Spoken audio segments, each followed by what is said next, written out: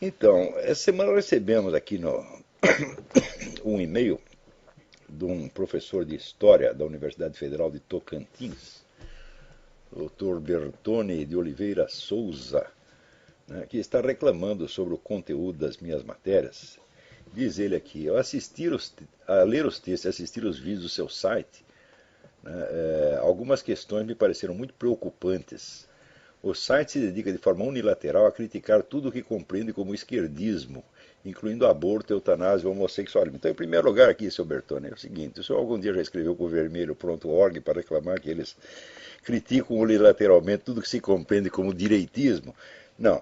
Então quer dizer que no Brasil já se tornou normal você ter milhares de sites de esquerda que criticam a direita. E tem um de direita que critica a esquerda. Isso é muito preocupante, o homem está muito preocupado, né?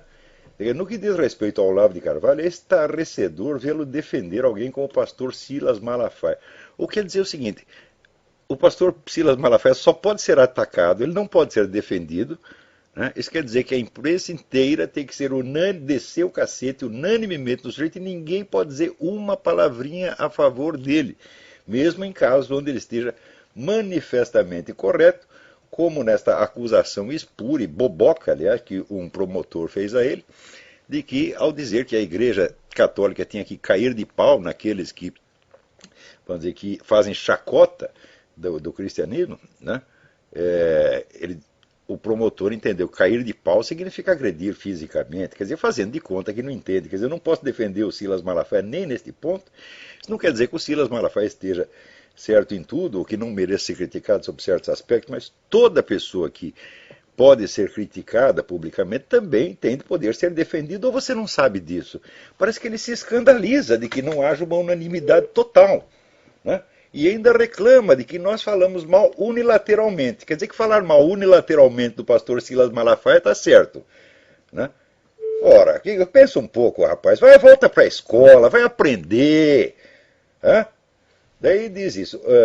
Ou pior ainda, afirmar num dos seus artigos a idoneidade de Francisco Franco. Eu digo, olha meu filho, vai estudar. Você estude a vida pessoal dos famosos ditadores de direita, como Francisco Franco, o Pinochet, ou o Castelo Branco, o Médici.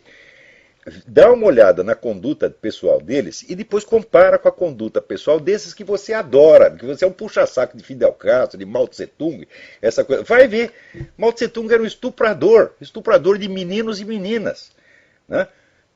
Stalin é a mesma coisa. E aqueles que não aceitavam ir para a cama com Mao Tse-tung morriam. Dá uma olhada na conduta pessoal e vê. Quer dizer, eu não sou nenhum puxa-saco de Francisco Franco, mas, olha, desse ponto de vista, pelo menos do ponto de vista da moralidade pessoal, não há comparação possível. Agora, Francisco Franco também não pode ser defendido nem nos pontos onde ele é obviamente melhor que os outros. Tem que ser a crítica unilateral. Ou seja, a unilateralidade de esquerda deve predominar e não pode ser contestada nem num pequeno site da internet. É isso que você pensa, seu Bertone. Quer dizer, é isso que você transmite aos seus alunos? Né? Quer dizer que a idoneidade, a honestidade consiste na unilateralidade da esquerda, que não pode ser contestada, não pode ser desafiada jamais. Quer dizer, é esta história que você ensina para eles, ó rapaz, o desgraçado. Tá certo? Daí disse a ele, ora, isso é deixa, ele escreve errado pra caramba, é um analfabeto, isso é deixa de levar em consideração a memória traumática que a sociedade espanhola guarda da ditadura franquista, chegando a manifestar seu protesto contra uma das instituições que mais apoiou a Igreja Católica quando da última visita do Papa àquele país. A sociedade espanhola ainda é maciçamente católica, e quem protestou foi lá meia dúzia de organização de esquerda. Ou você não é capaz de comparar, ou você acha que qualquer gritaria de esquerda representa a sociedade espanhola? Pois você, esquerdista, é especialista nisso e usurpar a voz dos outros. Não é? Você organiza lá 5 ONGs, né?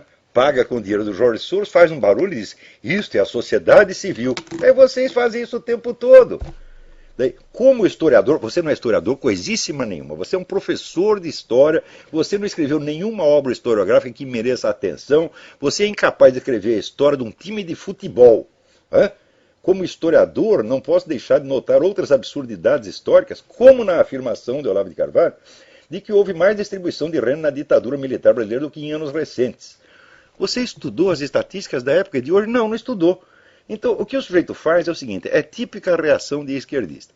Quando ele vê uma coisa que o desagrada, ele expressa, né, a sua perplexidade, o seu escândalo, o seu espanto. E ele fica tão espantado que ele não precisa argumentar contra o outro. É assim, você expressa o seu espanto de maneira a dar a impressão de que o que você está falando é tão óbvio que não pode ser discutido. Porque se começar a discutir, você vai se dar muito mal. Então você chega e diz, é muito preocupante, estou aqui chocado, né? Ora, você está, como é que diz, fazendo teatro. Você não é capaz de discutir comigo, mas nem 5 minutos, rapaz. Eu, como historiador, você não é historiador merda nenhuma, porra. E, olha aqui, eu não sou historiador profissional, mas eu pelo menos participei da equipe de uma obra monumental sobre o Exército na História do Brasil, em 3 volumes, né, publicada pela Biblioteca do Exército. Então eu tenho alguma obra historiográfica da qual, como diria o Lula, eu posso me gambar. E você? Você escreveu a história de uma escola de samba, rapaz? Então aqui, maior ainda, silenciar sobre a participação da sociedade no governo Goulart. Participação da sociedade no governo Goulart? Eu sei que a sociedade brasileira, esta assim, em peso, saiu às ruas na maior manifestação pública que já houve, para pedir a derrubada do governo Goulart e apoiar o golpe militar. Isso aconteceu, ou você não sabe, você não é capaz sequer de consultar a mídia da época, rapaz. E se você pegar manifestações como as diretas já, foi fichinha perto do que aconteceu na época. Vai estudar um pouco, rapaz. Em termos recentes, os colunistas, nas propostas de reforma agrária e educacional que foram podadas pelo golpe. Reforma educacional, olha, eu conheço, por exemplo, a história da Universidade de Brasília. E se não fosse depois entrar o professor Azevedo lá para botar ordem na putaria que os caras tinham arrumado, essa universidade nem existiria mais. Os colunistas parecem ignorar completamente os efeitos da crise econômica nos países ricos, como o aumento do desemprego. Como? Nós falamos disso o tempo todo. Né? E a crise econômica foi causada por gente como você. Foi causada por esse pessoal que sobe no governo e quer legislar e controlar tudo. E criaram leis que forçavam os bancos a emprestar dinheiro a quem não podia pagar. E fizeram isso porque isto foi um plano esquerdista concebido por discípulos do Saul Alinsky já na década de 50, com a ideia de que se você forçasse, né, a Previdência Social e os bancos a conceder mais direitos do que estavam concedendo na época, haveria a destruição, quer dizer, a Previdência Social ia ruir, os bancos iam ruir, ia criar uma crise econômica. Essa crise foi inteirinha montada por gente de esquerda. Você nunca ouviu falar na estratégia Cloward Piven, você nunca leu isso aí, você não sabe nada a respeito, moleque. Moleque mesmo, menino analfabeto.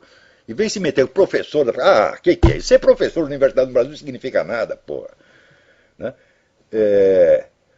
O site silencia grosseiramente sobre os problemas da concentração de renda no capitalismo. Concentração de renda no capitalismo? Faz favor, porra. Concentração de renda existiu na União Soviética, existiu na China, porra. Na China tem até hoje, Quer dizer, porque o Partido Comunista concentra a renda na sua mão. Quer dizer, concentração de renda supõe que você tem uma autoridade, tá certo, que controla a economia. Tá certo? E daí, só quem tem acesso ao governo, só os amiguinhos do governo é que se beneficiam disso. E isso é exatamente o que vocês esquerdistas fazem, porra. Você pega o anuário da Heritage Foundation, que é o Índice de Liberdade Econômica no Mundo, e você veja, compare lá os números. São números oficiais da ONU e de outras instituições que mostram para você onde tem melhor distribuição de renda é nos países capitalistas, não nos socialistas. Nos socialistas não tem distribuição de renda nenhuma, tem trabalho escravo. Ou você não sabe disso? Agora ele fala isso como se fosse uma coisa que não precisa ser discutida, não precisa nem ser provada, é autoprobante, né? Também é curioso que os artigos sobre a América Latina têm como preocupação central fazer apologia das ditaduras militares que graçaram no continente, minimizando o impacto sobre suas vítimas quando comparado ao stalinismo e ao maoísmo. Como minimizar? O impacto foi menor, foi incomparavelmente menor. Você não vai poder comparar um Pinochet, e muito menos os nossos ditadores militares, ao Fidel Castro, tá certo? Ou a qualquer ditador de esquerda no mundo. Não é que nós estamos minimizando, nós estamos dando os números que estão registrados historicamente ou você não sabe? Você vai querer comparar as 3 mil vítimas do Chile, do governo Pinochet no Chile, com os 70 milhões da União Soviética, os 70 milhões da China, você vai querer comparar? Sou eu que estou minimizando? Quer dizer, eu que estou fazendo o número 3.000 ser menor do que 70 milhões? Ou você não aprendeu aritmética? Como minimizar? É questão de ter um pouco de senso das proporções, seu idiota, vagabundo, palpiteiro do caralho. Vai lá enganar seus alunos, a mim não. Em um dos seus programas, o Olavo fala da visão ideológica, que ele define como abordar um assunto defendendo apenas o lado que interessa à pessoa, chamando a atenção para os problemas advindos desse tipo de abordagem. Ao que eu pergunto, essa crítica não deveria ser aplicada ao próprio site, seu colunista, e a forma como as matérias são selecionadas e redigidas? Olha aqui, primeiro, o site foi feito para compensar a hegemonia esquerdista. Então nós não temos, vamos dizer, que dar aos esquerdistas, no nosso pequeno site, a chance que eles não nos dão na Folha de São Paulo, no Estadão, no Globo, em parte alguma. Então o que nós estamos tentando é criar, vamos dizer, pelo efeito de contraste, um mínimo de equilíbrio nessa discussão. Então, se todos os sites repartissem o seu espaço, né, dando espaço para todas as vozes, para todas as modalidades de pensamento ideológico, então sim, nós faríamos o mesmo, mas não tem sentido. Se o nosso site é feito justamente para formar um contraste e criar, vamos dizer, o mínimo de equilíbrio indispensável, o mínimo de confrontação indispensável, então é claro que a sua crítica não é procedente. Ademais, você está confundindo duas coisas. O pensamento ideológico não se define por defender um lado. Todo mundo defende um lado. Tá certo? Não é este o problema. O problema da abordagem ideológica é que ela proíbe, ela veta a possibilidade de você levantar outras perspectivas. Não necessariamente perspectivas que se opõem a ela politicamente. Porque o simples fato de você equacionar a questão nesse tema, não, tem aqui uma direita e tem aqui uma esquerda e tem que ter os dois lados. Isso aí, cientificamente, é bobagem. Quer dizer, a confrontação de ideologias opostas não tem nada a ver com a confrontação de várias hipóteses científicas. Ou você confunde as duas coisas. Você está confundindo, vamos dizer, a simples, vamos dizer, honestidade num debate político, que é dar voz, direito de voz a todas as facções, com a confrontação científica de hipóteses, que é do que eu estava falando. Mas esse indivíduo ele não imagina que isso possa existir. Ou seja, aonde você estudou história, moleque? Então tá aí.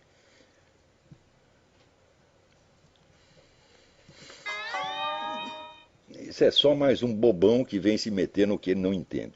O pior é o seguinte, professor universitário no Brasil é quase tudo assim.